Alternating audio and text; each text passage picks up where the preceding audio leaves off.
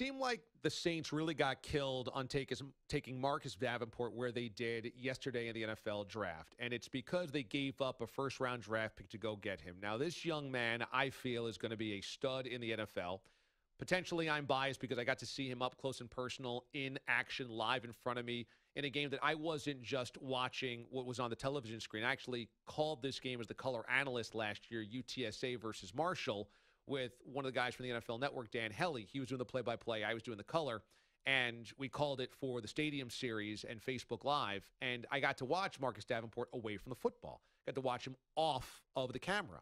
And I just saw him, and I said, oh, this is a man amongst boys. He can do whatever he wants at this level. And that's obviously not the highest level of football, but it's still a very solid level of football. And you can't teach 6'6", 264 and a motor that doesn't quit. And you say, well, why did he land at UTSA?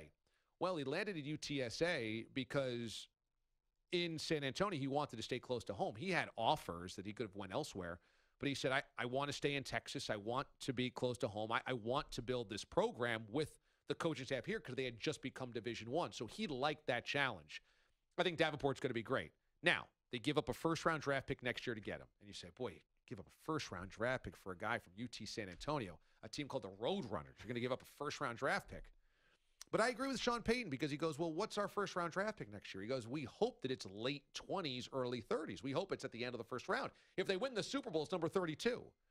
And I think about how we view, and I'd like to get your take on this, Overmeyer, on what's worthy of going to get your guy. Because we say, well, the Bills gave up a number one for Sammy Watkins. That blew up in their face. Or the Cowboys built a dynasty because the Vikings needed Herschel Walker. That blew up in the Vikings' face. And, you know, all these things, the RG3 trade blew up in their face. Nobody ever says, yeah, can you believe the Eagles gave up a 1, a 2, a 3, and a 4 to go get Carson Wentz? Because it wouldn't have mattered if they gave up 10 number ones. Right. I see Lamar Jackson get drafted by the Baltimore Ravens last night. And the Baltimore Ravens gave up a 2 and a 4. And they might have given up 2 2s, if you guys can check that for me. I think the Ravens gave up 2 2s and a 4 to move up for Lamar Jackson. Nobody said, oh, my God, they gave up so much. No, it's the next quarterback. And so, well, you got to give up what you got to give up.